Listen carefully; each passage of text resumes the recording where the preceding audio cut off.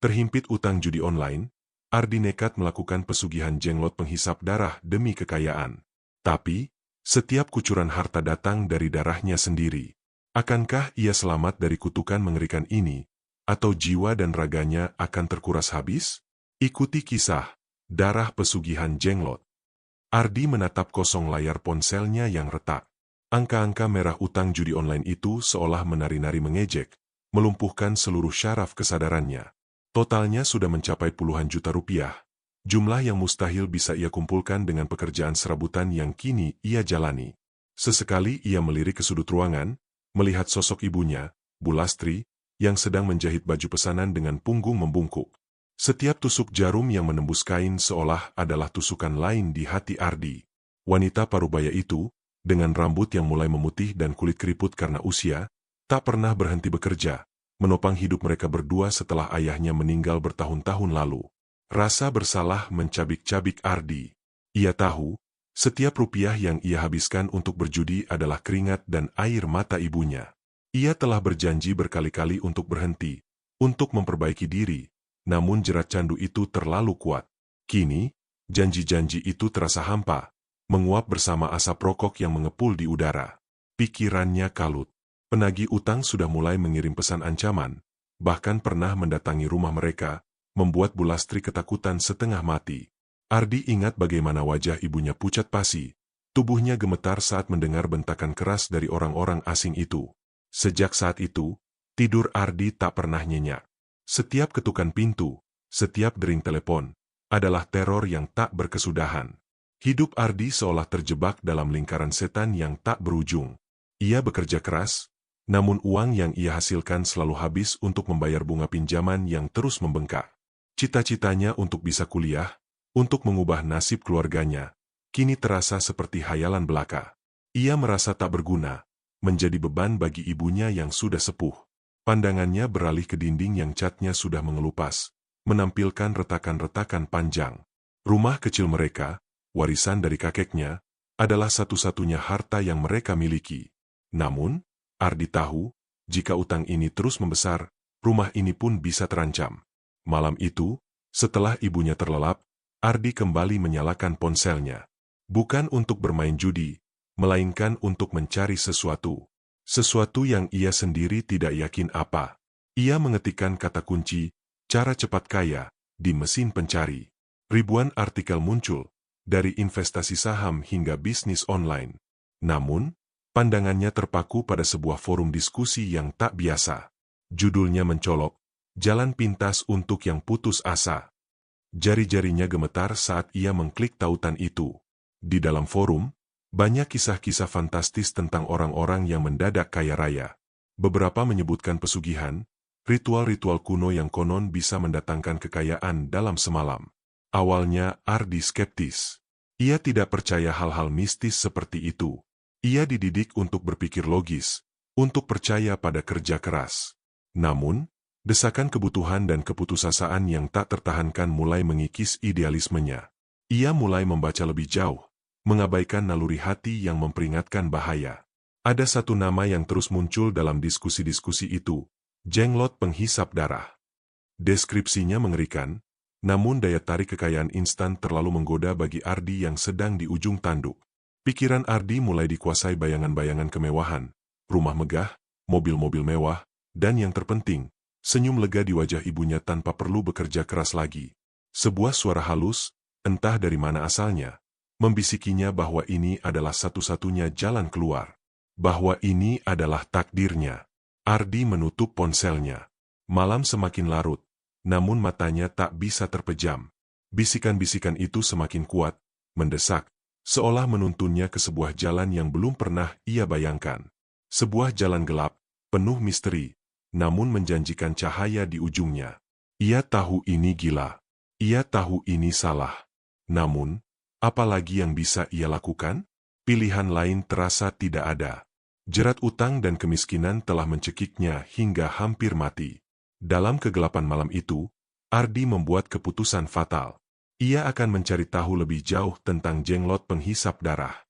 Ia akan menantang takdir, meskipun ia tidak tahu bahwa takdir itu akan menuntut harga yang jauh lebih mahal dari yang ia bayangkan. Ardi menghabiskan hari-harinya berikutnya dalam lingkaran pencarian informasi yang gelap dan rahasia. Ponselnya tak pernah lepas dari genggamannya. Ia terus menggali lebih dalam, memilah setiap potongan informasi tentang pesugihan Jenglot. Namanya terus bergaung di benaknya. Jenglot penghisap darah. Ia menemukan beragam cerita, mulai dari yang sekadar mitos hingga kesaksian orang-orang yang mengaku pernah berurusan dengannya. Beberapa komentar terdengar sinis, menyebutnya tahayul, tapi ada pula yang begitu meyakinkan, seolah-olah memang ada kekuatan di luar nalar yang bisa mengubah nasib seseorang dalam sekejap. Pencariannya mengerucut pada satu nama, Mbah Kardi. Konon, Mbah Kardi adalah dukun paling sakti di daerah terpencil yang disebut sebagai Desa Rimba Hitam, sebuah nama yang sudah cukup membuat bulu kuduk Ardi merinding. Desa itu tersembunyi jauh di balik hutan lebat, jauh dari jangkauan sinyal ponsel atau hiruk-pikuk kota. Lokasinya yang terisolasi menambah kesan misterius dan menakutkan. Meskipun rasa takut mulai merayapi hatinya, keinginan untuk bebas dari jerat utang dan kemiskinan jauh lebih besar. Ardi melihat Mbah Kardi sebagai satu-satunya harapan terakhirnya. Pada suatu subuh, Ardi memutuskan untuk pergi. Ia berbohong pada ibunya, mengatakan akan mencari pekerjaan di luar kota. Bulastri, dengan wajah lelah namun penuh kasih, hanya bisa mendoakan anaknya. Ardi membawa ransel kecil berisi beberapa helai pakaian dan sedikit uang sisa tabungan ibunya yang ia ambil diam-diam. Perjalanan menuju Desa Rimba Hitam terasa sangat panjang dan melelahkan. Ia harus berganti bus berkali-kali, lalu melanjutkan dengan ojek menembus jalanan tanah yang berlubang, hingga akhirnya harus berjalan kaki menyusuri setapak sempit di antara pepohonan tinggi yang seolah menelan cahaya matahari. Semakin dalam ia melangkah ke hutan, suasana semakin terasa mencekam. Udara menjadi lebih dingin, dan suara-suara alam terasa berbeda, lebih sunyi namun di saat yang sama lebih mengintimidasi. Pepohonan menjulang tinggi seolah memeluk jalan setapak, menciptakan lorong gelap yang membuat Ardi merasa seperti sedang memasuki dunia lain.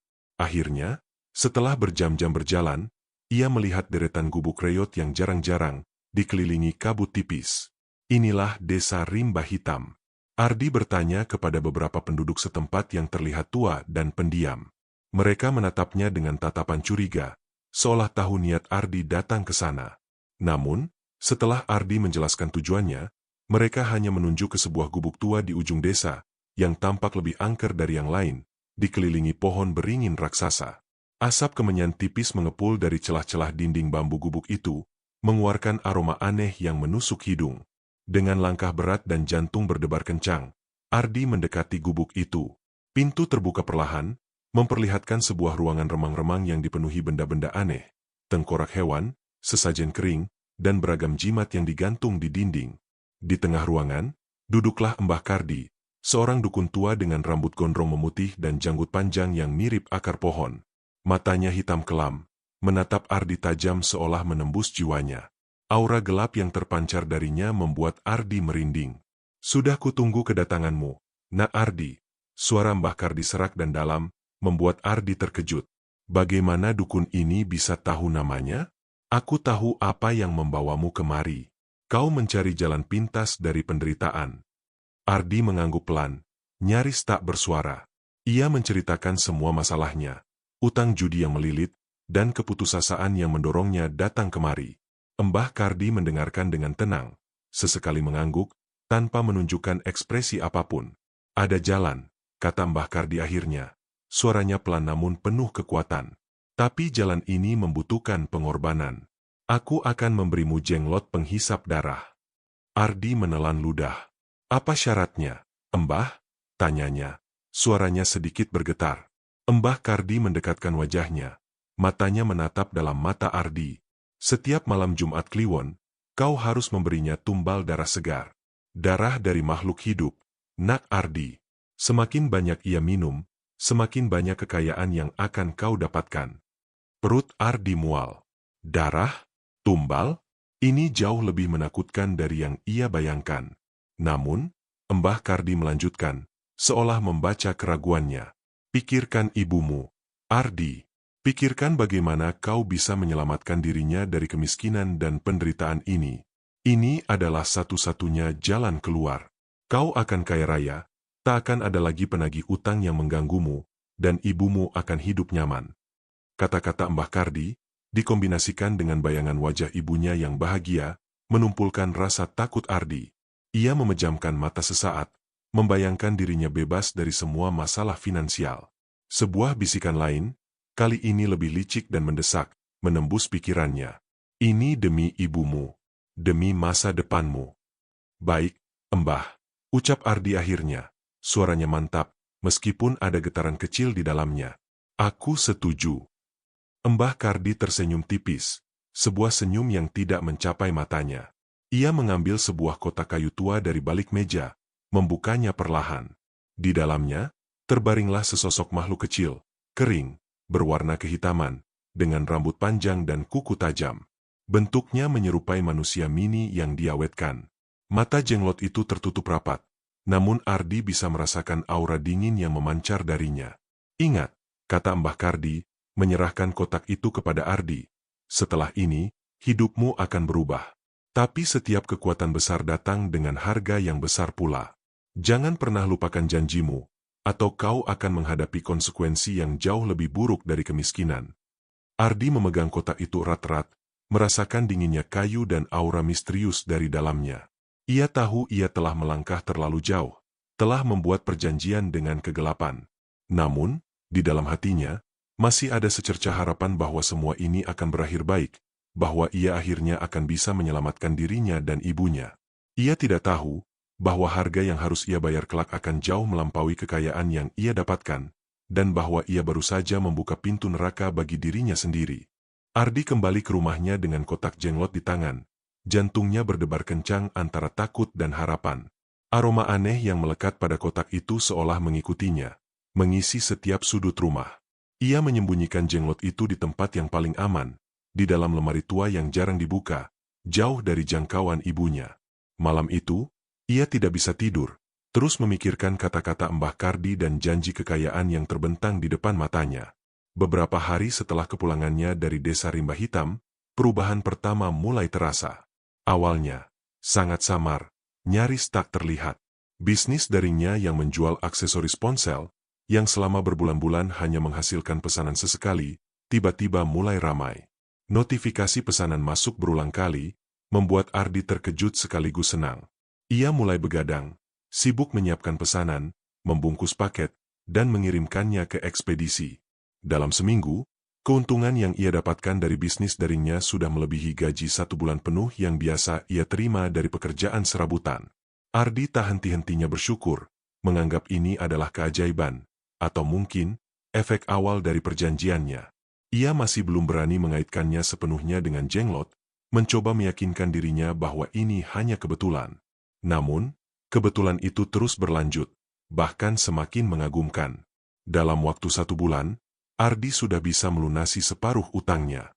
Penagih utang yang dulu garang, kini menelepon dengan nada lebih ramah, mengucapkan terima kasih atas pembayaran Ardi. Beban di pundaknya terasa sedikit terangkat, namun rasa was-was tetap ada. Memasuki bulan kedua, rekening Ardi membengkak drastis. Uang mengalir deras dari berbagai arah, bukan hanya dari bisnis daringnya. Tiba-tiba, ia mendapat tawaran investasi dari seorang kenalan lama yang ia temui secara tak sengaja. Investasi itu, yang awalnya ia ragukan, ternyata mendatangkan keuntungan berlipat ganda dalam waktu singkat. Tak hanya itu, ide-ide bisnis baru muncul begitu saja di kepalanya, dan setiap ide yang ia coba selalu berhasil, mendatangkan pemasukan yang fantastis. Ardi mulai hidup dalam gelimang harta. Ia menyewa sebuah apartemen mewah di pusat kota, jauh dari gubuk kecilnya. Kemudian, ia membeli sebuah mobil sport terbaru yang selalu menjadi impiannya sejak kecil. Lemari pakaiannya dipenuhi baju-baju mahal bermerek, dan ia tak lagi segan menghabiskan uang untuk makanan mewah atau barang-barang elektronik terbaru. Ia merasa seperti raja, dewa yang bisa mengendalikan takdirnya sendiri. Melihat semua kemewahan ini, Bu Lastri terheran-heran. Ardi menjelaskan bahwa ia berhasil dalam bisnis daringnya, berkat kerja keras dan sedikit keberuntungan. Bu Lastri, dengan hati yang tulus, memeluk Ardi erat-erat. Alhamdulillah, nak, ucapnya dengan mata berkaca-kaca. Ibu selalu yakin kau bisa. Jangan lupakan doa dan syukur pada Tuhan. Kata-kata ibunya menembus hati Ardi, namun ia segera mengabaikannya. Ia tahu Semua ini bukan karena doa atau syukur, melainkan karena perjanjian gelapnya. Ardi membelikan ibunya sebuah rumah baru yang lebih layak, lengkap dengan perabotan mewah dan segala fasilitas yang dulu hanya bisa mereka impikan. Ia juga memastikan ibunya tidak perlu lagi menjahit, bisa beristirahat dan menikmati hari tua dengan tenang. Melihat senyum di wajah ibunya, kebahagiaan sejati terpancar dari matanya. Ardi merasakan gelombang kepuasan yang luar biasa. Inilah yang ia inginkan. Inilah alasannya melakukan semua ini. Ia telah menyelamatkan ibunya dari kemiskinan. "Jangan khawatir lagi, Bu," kata Ardi suatu sore, saat mereka duduk di sofa empuk di ruang tamu rumah baru mereka. "Kita tidak akan pernah kekurangan lagi." Bu Lastri hanya tersenyum, mengelus lembut rambut Ardi. Ia tidak tahu bahwa senyum dan kenyamanan itu dibangun di atas sebuah perjanjian mengerikan, sebuah fondasi yang terbuat dari darah dan kegelapan. Ardi sendiri, dalam puncak kebahagiaan semuanya, mulai melupakan rasa takut yang pernah ia rasakan di gubuk Mbah Kardi. Ia yakin, ia telah mengendalikan situasi. Jenglot itu hanyalah alat, sebuah jembatan menuju kehidupan yang ia impikan. Ia terlalu sibuk menikmati kesuksesan, terlalu mabuk dalam kemewahan, hingga tak menyadari bahwa jaring-jaring tak terlihat telah mulai merantai dirinya. Sedikit demi sedikit, menariknya semakin dalam kejurang yang tak bisa ia hindari. Aroma anyir darah yang samar-samar ia cium setiap malam, ia anggap hanya sebagai efek samping kecil, sebuah konsekuensi yang sepadan dengan semua kekayaan yang telah ia dapatkan. Ia belum tahu, harga sebenarnya belum mulai dibayar. Kegembiraan Ardi atas kekayaannya perlahan mulai terusik oleh kecemasan. Kalender di ponselnya menunjukkan tanggal Jumat Kliwon. Rasa dingin menjalari tulang punggungnya. Ini adalah malam pertama ia harus memenuhi janji kepada Jenglot. Janji yang ia buat dalam keputusasaan dan kini harus ia bayar dengan darah. Ardi berusaha menepis pikiran itu, meyakinkan dirinya bahwa ini hanya formalitas. Setelah ini, ia akan semakin kaya, semakin aman.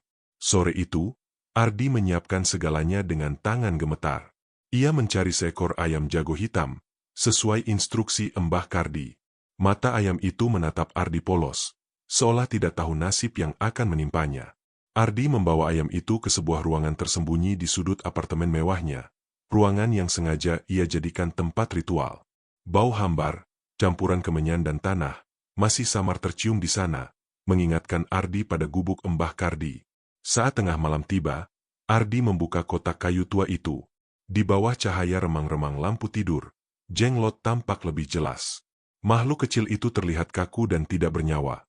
Namun Ardi merasakan aura aneh yang memancar darinya. Ia meletakkan ayam jago di depan Jenglot, lalu menarik napas panjang. Dengan sebuah pisau kecil yang sudah ia siapkan, ia melukai leher ayam itu. Darah merah segar muncrat, menodai lantai dan sebagian tubuh Jenglot. Sesaat setelah darah mengenai Jenglot, sesuatu yang menakutkan terjadi. Ardi bisa melihat, atau lebih tepatnya merasakan, Jenglot itu seolah hidup. Rambut panjangnya sedikit bergerak, dan kuku tajamnya tampak sedikit berkedut. Sebuah getaran aneh menjalari tubuh Ardi, dari ujung kepala hingga ujung kaki. Ia merasakan sakit kepala yang menusuk, seolah ada paku yang ditancapkan di ubun-ubunnya. Bersamaan dengan itu, darah segar tiba-tiba mengalir dari hidungnya, membasahi bibir dan dagunya. Mimisan itu tak berhenti, bahkan setelah ia menekan hidungnya kuat-kuat. Ardi panik. Ia segera membersihkan sisa darah ayam dan mimisan di wajahnya. Rasa sakit di kepalanya begitu hebat hingga ia harus berpegangan pada dinding. Tubuhnya terasa lemas, seolah seluruh tenaganya terkuras. Ia berusaha tidur, namun rasa nyeri itu tak kunjung hilang, terus berdenyut seiring detak jantungnya. Sepanjang malam, Ardi gelisah, berguling-guling di tempat tidur mewahnya, merutuki perjanjian yang ia buat. Esok paginya, Ardi terbangun dengan kepala masih terasa berat.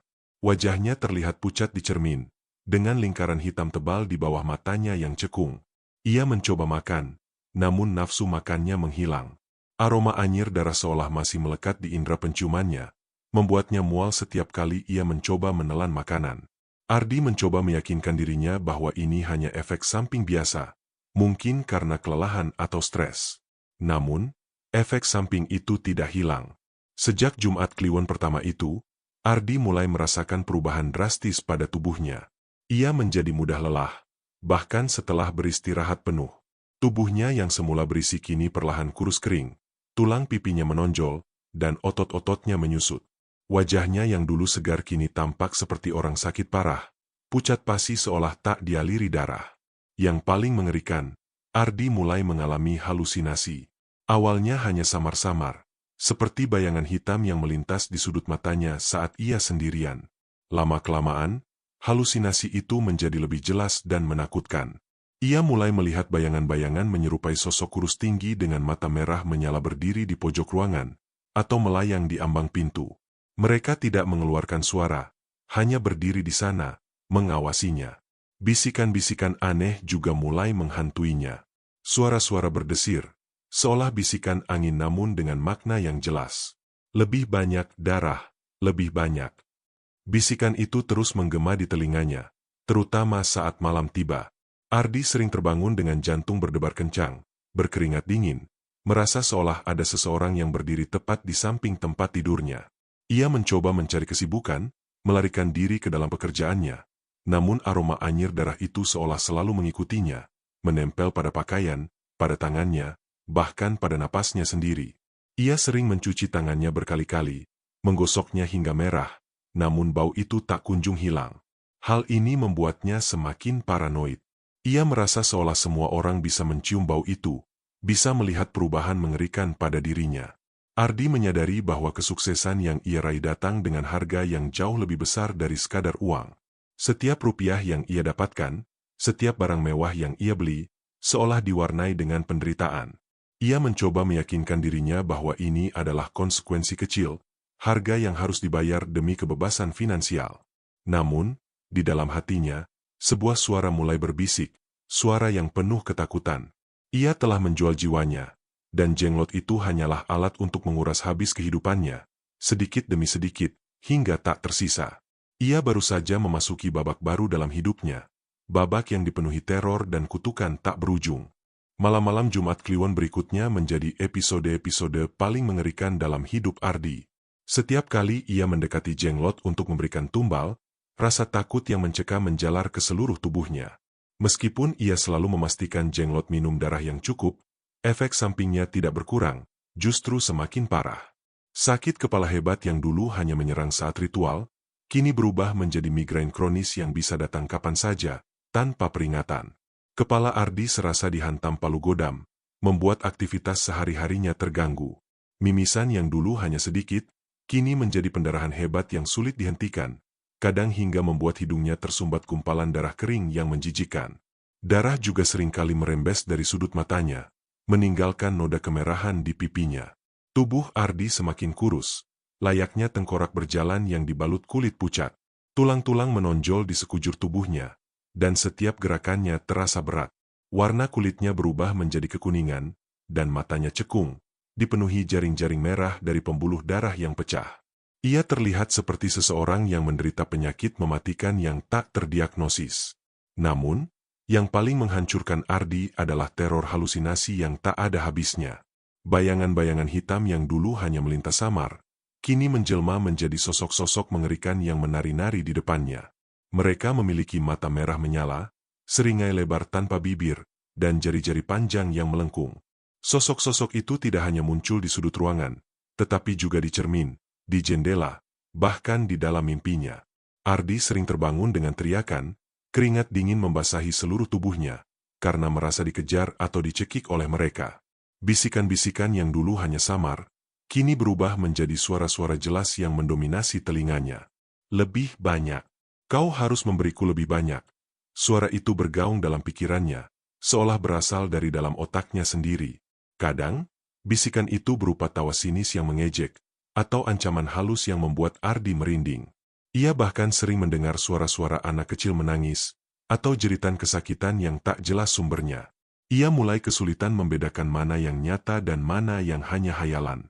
Jenglot itu sendiri juga menunjukkan tanda-tanda kehidupan yang lebih agresif. Ardi sering memergoki mata jenglot yang semula tertutup, kini terbuka sedikit, menampakkan pupil merah menyala yang mengintainya. Kadang, Ardi merasa jenglot itu bergerak sendiri dalam kotaknya, menggeser posisinya, atau bahkan mengeluarkan suara gemeresik pelan. Paling sering, Ardi menemukan kuku jenglot yang semakin panjang dan tajam, meninggalkan goresan di dasar kotak. Aura dingin yang terpancar darinya semakin kuat, membuat ruangan tempat ia menyimpan jenglot terasa jauh lebih dingin dari ruangan lainnya di apartemen itu. Ardi menjadi sangat paranoid. Ia merasa selalu diawasi, bukan hanya oleh jenglot, tetapi juga oleh entitas-entitas tak terlihat yang menghantui pikirannya. Ia menutup semua jendela dengan gorden tebal, mengunci pintu berkali-kali, bahkan memasang kamera pengawas di setiap sudut apartemennya, meskipun ia tahu itu percuma. Ia sering melompat ketakutan hanya karena mendengar suara gesekan kecil atau bayangannya sendiri yang terpantul di dinding. Aroma anyir darah tidak pernah hilang dari hidungnya. Ia sudah mencoba berbagai macam parfum mahal, membakar banyak dupa, dan membersihkan apartemennya setiap hari, namun bau amis itu seolah sudah menyatu dengan dirinya. Setiap kali ia bertemu orang lain, ia selalu membayangkan mereka mencium bau yang sama, melihat kondisinya yang menyedihkan, dan tahu tentang rahasia gelapnya. Ardi menjauhkan diri dari teman-temannya, bahkan mulai membatasi kontak dengan ibunya, takut ibunya akan curiga. Uang yang dulu ia kejar kini terasa hampa. Ia memiliki segalanya, namun tidak bisa menikmati apapun. Setiap gigitan makanan terasa seperti ampas. Setiap sentuhan pada barang mewah terasa hambar. Kekayaan itu terasa seperti belenggu, rantai tak kasat mata yang semakin mengikatnya pada penderitaan yang tak ada habisnya. Ardi menyadari, ia telah terjebak dalam lingkaran setan yang lebih mengerikan dari kemiskinan dan utang. Ia telah menukar kebebasannya, kesehatan fisiknya, dan kewarasannya, demi sebuah kesuksesan semu. Teror ini tak berujung, dan ia tidak tahu sampai kapan ia harus menanggungnya. Ia merasa jiwanya perlahan terkuras, dihisap habis, sama seperti darah yang ia berikan pada jenglot. Perubahan drastis pada Ardi tidak mungkin selamanya tersembunyi, terutama dari mata Bulastri, ibunya. Wanita itu, dengan naluri seorang ibu yang tajam, merasakan ada sesuatu yang tidak beres. Ardi yang dulu pendiam namun hangat, kini menjadi jauh lebih tertutup, mudah marah, dan sering mengurung diri di kamarnya. Wajahnya yang semakin pucat dan tubuhnya yang kurus kering tak bisa lagi ia sembunyikan di balik pakaian mahal. Suatu sore, Bulastri memberanikan diri. Ia masuk ke kamar Ardi, yang biasanya selalu terkunci. Ia menemukan Ardi duduk di tepi tempat tidur, menatap kosong ke dinding, dengan pandangan yang entah kemana. Ada noda darah kering samar di bantalnya. "Nak, kamu sakit?" tanya Bulastri lembut, mendekat dan menyentuh dahi Ardi. Tubuh Ardi terasa dingin, bahkan di ruangan berpendingin udara itu. "Wajahmu pucat sekali. Nak, kau juga jadi kurus sekali. Apa yang terjadi?" Ardi terkesiap, seolah baru terbangun dari lamunan panjang. Ia menarik tangannya dari sentuhan ibunya. "Tidak, Bu. Ardi tidak apa-apa. Mungkin cuma kecapean." Ia berusaha tersenyum, namun senyum itu lebih mirip seringai kesakitan. Bulastri tidak puas dengan jawaban itu. "Jangan bohong pada ibu. Nak, ibu tahu ada yang tidak beres. Kau sering mimisan, kan? Matamu juga terlihat aneh. Apa kau sakit parah, Nak?" Nada suaranya penuh kekhawatiran. Pertanyaan ibunya membuat Ardi dilanda kepanikan. Ia takut ibunya akan tahu tentang jenglot, tentang perjanjian gelapnya. Ia takut ibunya akan kecewa, bahkan mungkin membencinya. "Tidak ada apa-apa, Bu. Aku sudah periksa ke dokter, dan tidak ada masalah. Ibu jangan khawatir." Suaranya meninggi tanpa sadar. Bulastri terdiam, menatap Ardi dengan tatapan sedih. Ia tidak menekan lagi, namun kecurigaannya semakin kuat. Sebagai wanita religius yang taat, Bulastri mulai berdoa lebih sering. Ia merasakan aura dingin dan negatif di sekitar Ardi, sebuah energi yang tidak ia kenali. Setiap malam, ia membacakan ayat-ayat suci dan memohon perlindungan untuk anaknya. Tekanan dari Bulastri, meskipun tidak eksplisit, semakin memberatkan Ardi. Ia merasa bersalah karena telah membohongi ibunya. Namun di sisi lain, ia juga merasa terpojok.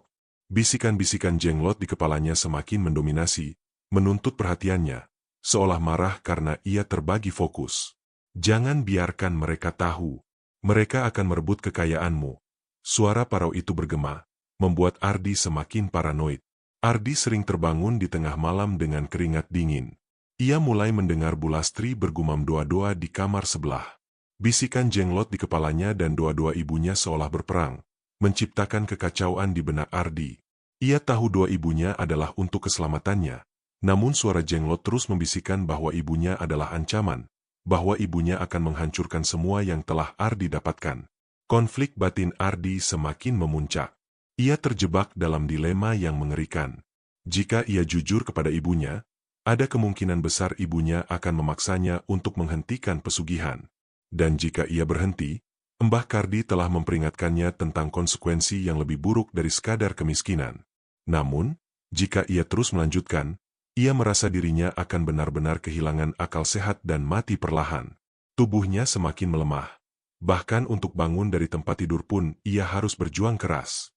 Ia sering pingsan secara tiba-tiba, membuat ibunya semakin khawatir. Suatu hari, saat Ardi pingsan di ruang tamu, Bu Lastri menemukan sebuah buku usang di laci meja Ardi. Buku itu berisi catatan-catatan aneh tentang ritual dan tumbal. Bu Lastri membuka-bukanya dengan tangan gemetar.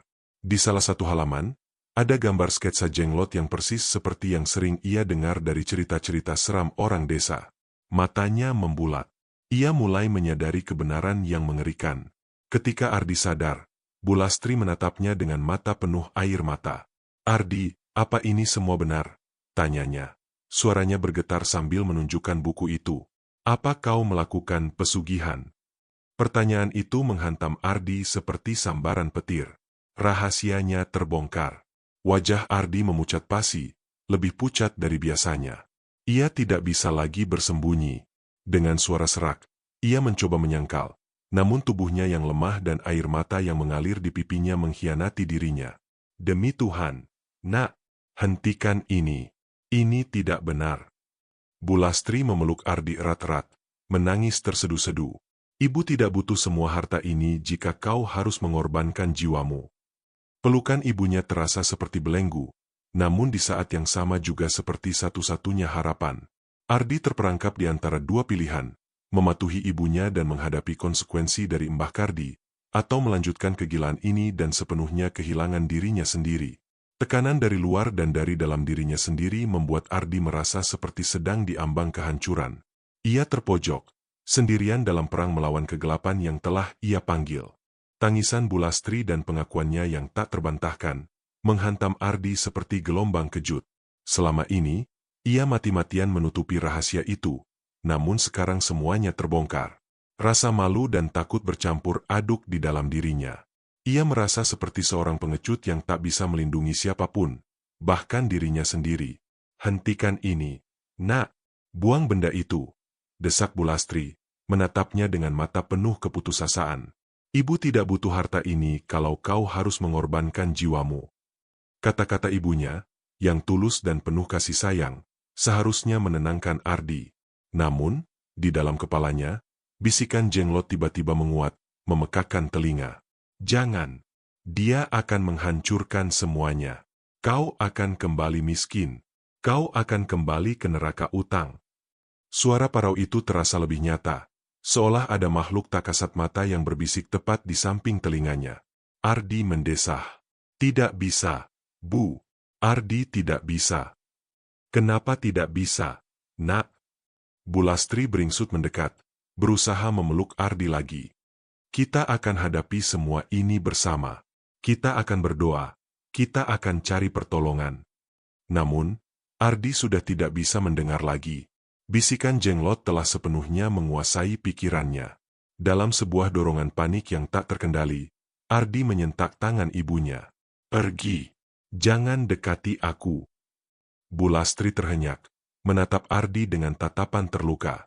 Wajah anaknya kini tampak asing, dipenuhi amarah dan ketakutan yang tak wajar. Tanpa menunggu reaksi lebih lanjut dari ibunya, Ardi bangkit terhuyung-huyung, tubuhnya gemetar, lalu berlari menuju kamarnya. Ia mengunci pintu, mengabaikan panggilan putus asa dari ibunya. Di dalam kamar, Ardi merasa tercekik. Jantungnya berdebar kencang. Ia sulit bernapas. Keringat dingin membasahi sekujur tubuhnya. Ia tahu ia harus membuat pilihan. Ia tidak bisa terus seperti ini. Dalam kebuntuan itu, Ardi mengambil keputusan nekat. Ia akan membuang jenglot itu. Dengan tangan gemetar, Ia membuka lemari tua tempat jenglot disimpan. Aroma anyir yang kuat langsung menyeruak, membuat Ardi mual. Ia meraih kotak kayu itu, membawanya ke jendela kamarnya yang tertutup rapat. Niatnya adalah melemparkannya sejauh mungkin, keluar dari kehidupannya. Namun, tepat saat tangannya hendak membuka jendela, sesuatu yang mengerikan terjadi. Kotak kayu di tangannya tiba-tiba bergetar hebat. Jenglot di dalamnya seolah menggeliat. Sebuah retakan kecil muncul di permukaan kotak, dan dari celah itu, bau darah basi yang sangat pekat langsung menyengat hidung Ardi, jauh lebih kuat dari bau yang pernah ia cium sebelumnya. Kemudian, dengan suara "krek" yang memekakan telinga, kotak itu terbelah menjadi dua. Dari dalamnya, jenglot itu tidak lagi kaku dan tidak bernyawa. Mata yang semula tertutup rapat kini terbuka lebar, menampakkan pupil merah menyala yang berkedip-kedip ganas. Taring-taring tajam yang dulu hanya terlihat samar, kini memanjang dan runcing, berkilauan di bawah cahaya remang-remang. Kuku-kuku hitamnya juga memanjang, terlihat sangat tajam, seolah siap mencabik. Makhluk kecil itu tidak lagi diam. Ia menggeram rendah, suara serak dan parau yang entah dari mana asalnya, namun jelas Ardi mendengarnya. "Kau berani melanggar janji." Tubuh Ardi menegang, kakinya terasa kaku, terpaku di tempatnya. Ia tidak bisa bergerak. Ketakutan murni mencengkeramnya. Ini bukan lagi sekadar boneka yang mengerikan. Ini adalah makhluk hidup yang penuh kebencian. Jenglot itu mulai bergerak, perlahan merangkak keluar dari sisa-sisa kotak yang hancur. Gerakannya aneh, seperti tubuh yang tertekuk dan patah, namun sangat cepat. Ia merangkak mendekati Ardi, matanya yang merah menyala terus menatap tajam, seolah ingin melahap jiwanya. "Kau pikir bisa lepas dariku?" Suara jenglot itu terdengar lebih jelas, penuh ancaman. "Kau telah terikat. Darahmu adalah milikku. Selamanya." Ardi mencoba berteriak, namun suaranya tercekat di tenggorokan. Kakinya mencoba melangkah mundur, namun tubuhnya seolah terpaku. Ia merasakan hawa dingin yang luar biasa memancar dari jenglot itu, menembus kulitnya, menusuk hingga ke tulang. Ia melihat taring tajam jenglot terbuka sedikit, memperlihatkan gusi hitam. "Jika kau coba mengkhianatiku." Jenglot itu melanjutkan, suaranya naik menjadi geraman rendah. "Aku akan mengambil semua yang kau miliki, dan menghancurkan semua yang kau cintai, termasuk ibumu." Ancaman terakhir itu menghantam Ardi lebih keras dari apapun. Ibunya. Jenglot itu mengancam ibunya. Ardi menyadari, ia tidak hanya berhadapan dengan makhluk biasa, melainkan dengan entitas yang memiliki kekuatan lebih dari yang ia bayangkan, sebuah kekuatan yang bisa mencapai dan melukai orang-orang terdekatnya. Ardi jatuh terduduk, tubuhnya bergetar tak terkendali. Jenglot itu berdiri di hadapannya, menjulang tinggi di matanya yang ketakutan, seolah kini menjadi raksasa yang mengerikan. Ia telah membuat kesalahan fatal. Ia telah membuka pintu bagi iblis ke dalam hidupnya, dan kini iblis itu menuntut harga yang tak bisa ia bayangkan. Ia benar-benar terperangkap di ujung tanduk, tanpa tahu bagaimana cara melarikan diri dari teror yang baru saja menunjukkan wujud aslinya. Teror dari wujud asli jenglot yang baru saja ia saksikan, ditambah ancaman mengerikan terhadap ibunya, membuat Ardi nyaris gila. Ia menghabiskan sisa malam itu dalam ketakutan yang mencekam, meringkuk di sudut kamarnya, tak berani mendekati kotak jenglot yang kini tergeletak terbuka di lantai. Bisikan-bisikan mengerikan dan bayangan-bayangan gelap terus menghantuinya. Ia tahu satu hal, ia tidak bisa terus seperti ini. Dengan tubuh yang semakin melemah dan akal sehat yang menipis, Ardi hanya punya satu tujuan, Mbah Kardi, sang dukun. Satu-satunya orang yang tahu tentang jenglot ini, satu-satunya yang mungkin bisa menghentikan semua penderitaan ini. Ia harus kembali ke desa Rimba Hitam, tak peduli seberapa jauh atau menakutkan perjalanan itu. Pagi harinya, Bulastri menemukan Ardi dalam keadaan yang sangat mengenaskan. Wajahnya pucat pasi, bibirnya membiru, dan matanya merah sembab karena kurang tidur dan ketakutan. Melihat kondisi Ardi yang seperti mayat hidup, Bulastri tidak lagi marah, melainkan dipenuhi rasa iba dan putus asa. "Ibu akan ikut, nak," ucap Bulastri lirih, melihat Ardi bersiap pergi. "Kita akan cari pertolongan bersama. Ibu tidak akan meninggalkanmu." Ardi menggeleng lemah. "Tidak, Bu. Ini urusanku. Aku harus menghadapi ini sendiri. Ibu tetap di rumah." Ia tidak ingin ibunya terlibat lebih jauh dalam kegelapan yang melingkupinya. Ia tidak ingin ibunya melihat atau merasakan teror yang ia alami. Maka, dengan sisa-sisa tenaga yang ia miliki, Ardi kembali memulai perjalanan ke desa Rimba Hitam. Kali ini, perjalanan terasa 10 kali lebih berat. Setiap langkah adalah perjuangan. Kepalanya berdenyut tak henti-hentinya, dan tubuhnya sering limbung. Halusinasi semakin menjadi-jadi. Ia melihat Jenglot muncul di antara pepohonan, matanya merah menyala seolah mengejeknya. Bisikan-bisikan, kau tidak akan pernah lepas. Terus berputar di telinganya. Setibanya di gubuk Mbah Kardi, Ardi nyaris tak sanggup berdiri. Ia terhuyung-huyung masuk, melihat Mbah Kardi sudah duduk di tempatnya semula, di tengah ruangan yang remang-remang. Aroma kemenyan dan darah kering memenuhi udara. Mbah Kardi menatap Ardi dengan seringai tipis, seolah sudah menunggunya. Kau kembali, Nak Ardi. Suara Mbah Kardi serak, namun kini terdengar lebih berkuasa, seolah mengejek. Sudah sejauh mana kau merasakan berkah dariku? Ardi tidak memedulikan ejekan itu. Ia jatuh berlutut di hadapan Mbah Kardi. Mbah, tolong aku. Mbah, aku tidak tahan lagi. Aku ingin semua ini berakhir. Pintanya dengan suara parau, hampir menangis. Ambil semua hartaku, kembalikan semua seperti semula. Tapi lepaskan aku dari Jenglot itu. Aku tidak mau lagi. Mbah Kardi hanya tertawa. Tawa itu kering, menyeramkan, dan tidak ada kehangatan sama sekali. Tawa itu bergema di seluruh gubuk, membuat Ardi merinding. Melepaskanmu? Setelah semua investasi yang kau berikan. Mbah Kardi bangkit perlahan, berjalan mengelilingi Ardi. Kau ini bodoh, Nak Ardi. Kau pikir aku memberikanmu jalan pintas tanpa harga? Jantung Ardi berdebar kencang. Ada sesuatu dalam nada suara Mbah Kardi yang membuatnya merasa sangat tidak nyaman. Darah yang kau berikan pada Jenglot itu. Mbah Kardi berhenti tepat di belakang Ardi. Suaranya kini berbisik di telinga Ardi, membuat bulu kuduknya berdiri. Bukan untuk Jenglot itu sendiri. Ardi menoleh, menatap Mbah Kardi dengan mata melebar. Apa maksud Mbah? Mbah Kardi kembali menyeringai. Sebuah seringai penuh tipuan dan kekejian. Jenglot itu adalah jiwamu sendiri, Nak Ardi. Jiwa yang terperangkap dalam wujud mengerikan itu, terkunci oleh keserakahanmu, oleh keputusasaanmu. Setiap kali kau memberinya darah, kau bukan memberi makan Jenglot itu. Kau sedang menguras habis energi kehidupanmu sendiri, sedikit demi sedikit. Darah itu adalah nyawamu yang terkuras. Kata-kata Mbah Kardi menghantam Ardi seperti ribuan pisau. Jiwanya? Darahnya sendiri? Ia merasa mual, seolah isi perutnya bergejolak hebat. Tidak mungkin. Mungkin sekali, potong Mbah Kardi, suaranya dipenuhi kemenangan. Dan kekayaan yang kau dapatkan? Itu hanya iming-iming, jebakan agar kau semakin terikat. Semakin banyak harta yang kau miliki, semakin besar rasa takutmu kehilangan. Semakin besar rasa takutmu, semakin besar pengorbanan yang harus kau berikan. Kau pikir kau mengendalikan Jenglot itu? Bodoh. Kaulah yang dikendalikan. Kau adalah budak abadiku. Mbah Kardi tertawa lagi. Kali ini lebih keras dan panjang, dipenuhi kepuasan iblis. Kau kira aku akan membiarkanmu pergi? Kau adalah sumber kekuatanku, sumber hidupku. Jiwamu yang terkunci dalam wujud Jenglot itu akan terus memberiku kekuatan, selamanya. Dunia Ardi runtuh seketika. Kepalanya berdenyut sangat hebat. Rasa sakitnya melampaui batas.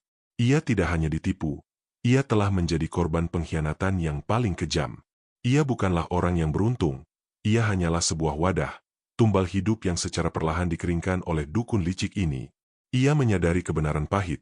Ia telah menjual bukan hanya hartanya, tapi seluruh dirinya, tubuh, pikiran, dan jiwanya, kepada iblis berwujud manusia yang berdiri di hadapannya. Ia telah terperangkap dalam jebakan yang tidak akan pernah bisa ia lepaskan, kecuali dengan kehancuran total. Pengakuan Mbah Kardi yang kejam menghantam Ardi lebih keras dari pukulan fisik manapun. Kebenaran bahwa Jenglot itu adalah jiwa Ardi sendiri, yang perlahan dikuras oleh sang dukun, membuat Ardi merasakan kehampaan yang luar biasa. Amarah membakar dadanya, bercampur dengan putus asa yang dalam. Ia tidak bisa menerima ini. Ia tidak akan membiarkan Mbah Kardi terus mengurasnya, menghancurkan dirinya dan ibunya. Dengan sisa-sisa kekuatan yang ia miliki, Ardi mencoba bangkit. Tubuhnya bergetar, lututnya lemas, namun tekadnya lebih kuat dari sebelumnya. Mbah Kardi hanya menyeringai, seolah melihat Ardi sebagai mangsa yang tak berdaya. "Kau pikir kau bisa melawan?" ejek Mbah Kardi. "Kau sudah terikat, Ardi. Jiwamu adalah milikku. Kau akan terus memberiku kekuatan sampai kau kering, sampai kau mati." Ardi tidak menjawab. Matanya menatap tajam ke arah Mbah Kardi, mencari celah, mencari cara. Bisikan jenglot di kepalanya masih ada, mencoba melemahkan tekadnya, namun Ardi berusaha mengabaikannya. Ia tahu ini adalah pertarungan terakhirnya, pertarungan untuk merebut kembali dirinya sendiri. Meskipun lemah, Ardi berhasil keluar dari gubuk Mbah Kardi. Ia tidak lagi peduli dengan kekayaan yang telah ia dapatkan, atau kemiskinan yang menantinya. Yang ia inginkan hanyalah kebebasan. Ia tahu ia harus menghancurkan jenglot itu, meskipun Mbah Kardi telah memperingatkannya bahwa itu berarti menghancurkan sebagian dari dirinya. Namun, apa artinya hidup jika jiwanya sudah terkunci? Dengan pikiran kalut, Ardi mencari tahu cara untuk memutus ikatan pesugihan yang mengerikan ini. Ia ingat beberapa cerita kuno yang pernah ia dengar di desanya dulu, tentang cara-cara mengalahkan entitas gaib. Ia tidak bisa kembali ke rumah untuk mencari informasi, karena ia takut jenglot akan menghancurkan ibunya. Ia berjalan terseok-seok menembus hutan, mencari tempat yang aman, tempat di mana ia bisa berpikir. Aroma anyir darah yang selalu mengikutinya kini semakin kuat, seolah jenglot itu semakin menuntut. Setiap kali ia batuk, darah segar keluar dari mulutnya, membuat Ardi terengah-engah. Ia tahu, ia sedang berpacu dengan waktu. Tubuhnya tidak akan bertahan lama. Ardi akhirnya menemukan sebuah gua kecil yang tersembunyi di balik semak belukar. Di sana, ia bersembunyi dari dunia luar, mencoba menyusun rencana. Ia teringat kisah-kisah lama tentang api suci, tentang kekuatan alam yang bisa memurnikan. Api, itu mungkin satu-satunya cara. Namun, bagaimana cara menghancurkan jenglot yang adalah bagian dari dirinya sendiri? Bagaimana cara memutus ikatan yang telah Mbah Kardi ciptakan? Ardi mencoba mengingat setiap detail percakapan dengan Mbah Kardi, setiap ucapan samar sang dukun. Ia mengingat Mbah Kardi pernah mengatakan, "Jiwamu terkunci oleh keserakahanmu." Sebuah ide gila melintas di benaknya. Jika keserakahan adalah kunci, maka melepaskan semua keinginan duniawi mungkin adalah jawabannya. Ia harus membuang semua yang telah ia dapatkan dari pesugihan ini, secara simbolis maupun nyata. Ardi memutuskan untuk melakukan ritual pemurnian sendiri. Ia mengumpulkan kayu bakar kering dan dedaunan, mencoba membuat api unggun di dalam gua. Setiap gerakan terasa menyakitkan, namun tekadnya tak goyah. Ia juga bertekad untuk melepaskan semua ikatan dengan kekayaan yang telah ia peroleh. Mobil mewah, apartemen, semua itu kini terasa seperti beban, bukan anugerah. Bisikan jenglot di kepalanya semakin keras, mencoba menghentikannya. "Jangan, kau akan kehilangan semuanya. Kau akan kembali menjadi tidak ada apa-apa." Suara itu mengancam. Tapi Ardi sudah tidak peduli. Ia tahu, menjadi tidak ada apa-apa, jauh lebih baik daripada menjadi budak tanpa jiwa. Di tengah kesendirian gua yang gelap, Ardi menyalakan api. Api kecil itu berkedip-kedip, menerangi wajahnya yang kuyu dan penuh tekad. Ia memegang jenglot itu di tangannya, merasakan dinginnya dan aura jahat yang memancar darinya. Ia tahu, ini adalah pertarungan terakhirnya. Pertarungan antara hidup dan mati, antara jiwa dan kegelapan. Ia harus menang, atau selamanya terperangkap dalam neraka yang telah ia ciptakan sendiri. Ardi mengatur napas yang tersengal-sengal di dalam gua. Api unggun kecil yang ia nyalakan memancarkan cahaya jingga, menari-nari di dinding batu yang lembab. Aroma kayu terbakar bercampur dengan bau amis yang tak kunjung hilang dari tubuhnya, menciptakan campuran yang menyesakan. Ia tahu, ini adalah malam penentuan. Atau ia bebas, atau ia mati. Jenglot, yang terbungkus kain lusuh, tergeletak di sampingnya. Ardi mengambilnya. Makhluk itu terasa dingin dan kaku di tangannya, namun Ardi bisa merasakan getaran samar yang memancar darinya, seolah ada kekuatan jahat yang bersemayam di dalamnya. Bisikan-bisikan di kepalanya semakin histeris, menuntut agar ia berhenti. "Jangan! Kau akan mati. Kau akan kehilangan semuanya." Tapi Ardi tidak lagi mendengarkan. Tekadnya sudah bulat. Ia tahu ritual yang akan ia lakukan ini tidak ada dalam buku manapun. Ini adalah pertarungan pribadinya. Sebuah pertarungan yang ia yakini akan menghancurkan ikatan jiwanya dengan jenglot terkutuk itu. Ia yakin, api adalah pemurni segala. Dengan tangan gemetar, Ardi mengangkat jenglot itu tinggi-tinggi di atas kobaran api. Cahaya api memantul di mata cekungnya, memperlihatkan bayangan ketakutan namun juga keberanian yang membara. Ia memejamkan mata, menarik napas dalam-dalam, lalu menjatuhkan jenglot itu ke dalam api. Seketika, api itu menyambar dengan liar, membesar secara instan, seolah mendapat bahan bakar tak kasat mata. Jenglot itu, begitu menyentuh bara, mulai mengeluarkan suara melengking yang mengerikan, bukan suara manusia, bukan pula suara hewan, melainkan jeritan kesakitan yang tak tertahankan, seolah berasal dari inti bumi. Jeritan itu menembus telinga Ardi, menusuk hingga ke otaknya, membuat seluruh tubuhnya bergetar hebat. Bersamaan dengan jeritan jenglot, Ardi merasakan rasa sakit yang luar biasa menjalar ke seluruh tubuhnya. Itu bukan sakit fisik biasa, melainkan sakit yang berasal dari dalam, dari jiwanya. Ia merasa seolah ada bagian dari dirinya yang ditarik paksa, diremas, lalu dibakar hidup-hidup. Darah segar tiba-tiba menyembur dari hidungnya, mengalir deras membasahi wajahnya. Matanya terasa panas membara, dan ia merasakan darah juga mulai menetes dari sudut-sudut matanya, menciptakan garis merah di pipinya yang pucat. Ardi meraung kesakitan. Ia jatuh berlutut di tanah, meremas rambutnya sendiri. Ia ingin berhenti, ingin menarik jenglot itu dari api, namun ada kekuatan tak terlihat yang menahannya.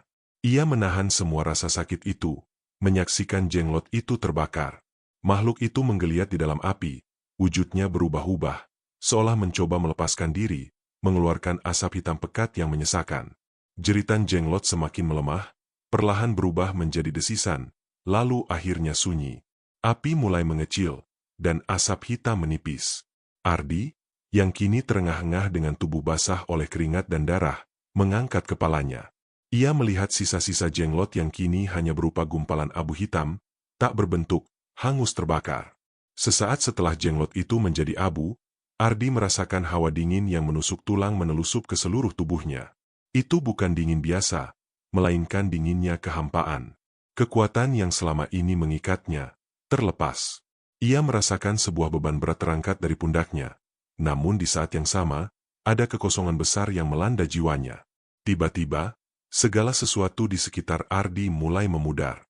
Dinding gua seolah goyang, dan pandangannya mengabur. Ia merasakan tubuhnya limbung, pingsan. Saat kesadarannya perlahan menghilang, ia sempat melihat kilasan cepat, rumah mewah yang ia miliki, mobil-mobil mahal yang terparkir di garasi, semua itu lenyap tak berbekas, seolah hanya fata morgana. Kekayaannya, yang selama ini menjadi sumber masalah dan penderitaannya, musnah dalam sekejap, tak ubahnya asap yang terbang di bawah angin. Ardi tergeletak di lantai gua yang dingin, tubuhnya kaku dan tak berdaya. Ia telah menghancurkan jenglot, ia telah bebas dari kutukan yang mengikatnya. Namun, ia membayar harga yang jauh lebih mahal dari yang ia duga. Bukan hanya kekayaan materialnya yang hilang, melainkan sebagian dari jiwanya, esensi keberadaannya, yang ikut terbakar bersama jenglot terkutuk itu. Ia mungkin telah memenangkan pertarungan melawan iblis, tapi ia kehilangan dirinya sendiri dalam prosesnya. Ardi terbangun. Bukan di apartemen mewahnya, bukan pula di gubuk Mbah Kardi, melainkan di sebuah gubuk reot yang terasa asing, namun entah mengapa, akrab di benaknya. Cahaya matahari menembus celah-celah dinding bambu, menerangi ruangan yang hanya berisi dipan tua dan sebuah meja kecil. Tubuhnya terasa sangat ringan, ringan yang menakutkan, seperti ada sesuatu yang hilang dari dirinya. Ia mencoba bangkit, namun otot-ototnya menolak, gemetar tak sanggup menopang beratnya sendiri. Ia berhasil merangkak keluar gubuk. Pandangannya mengedar. Di sekelilingnya, ia melihat barisan gubuk-gubuk serupa, dengan beberapa orang tua yang menatapnya tanpa ekspresi. Ini adalah dusun terpencil, jauh dari manapun, tempat yang tidak ia kenali, namun juga terasa seperti tempat asalnya. Ia tidak ingat bagaimana ia bisa sampai di sini, Siapa yang membawanya?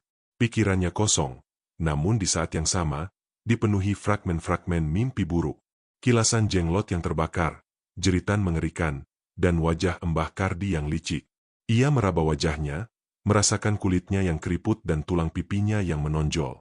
Ia melihat tangannya, kurus kering, dengan kuku panjang dan rapuh. Ia telah menjadi seperti orang tua, padahal usianya masih muda. Seiring berjalannya waktu, Ardi mencoba membangun kembali hidupnya. Ia tidak memiliki apapun. Tidak ada uang, tidak ada barang mewah, bahkan ingatan yang utuh pun tidak ada. Semua yang ia miliki dari pesugihan itu telah lenyap tak berbekas, seolah itu semua hanya ilusi.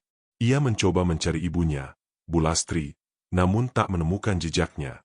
Penduduk dusun memberitahunya bahwa ia sudah lama tinggal di gubuk itu, dan ia tidak pernah menyebutkan keluarga. Dunia Ardi seolah terhapus dan diganti dengan realitas baru yang hampa. Ia mencoba bekerja serabutan, seperti dulu. Namun, tubuhnya terlalu lemah. Batuk darah sering menyerangnya, dan sakit kepala tak kunjung berhenti.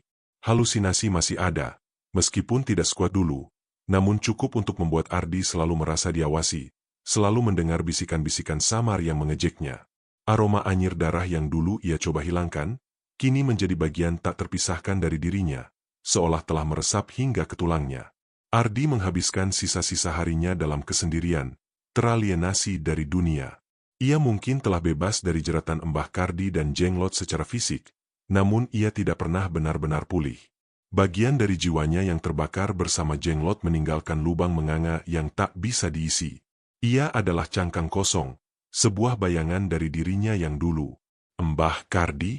Dukun licik itu menghilang tanpa jejak. Ada yang mengatakan ia mati, ada pula yang percaya ia menemukan tumbal baru.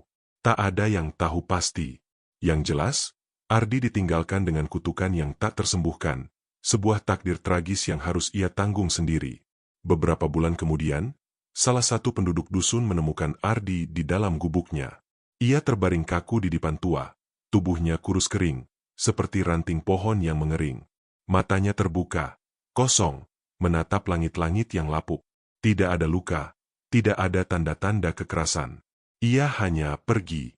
Sebuah akhir tragis, di mana ia membayar harga pesugihan bukan hanya dengan kekayaannya, melainkan dengan seluruh kehidupannya, dan yang paling berharga, dengan jiwanya yang hancur. Kisah Ardi menjadi pengingat yang mengerikan tentang bahaya keserakahan dan janji palsu dari jalan pintas.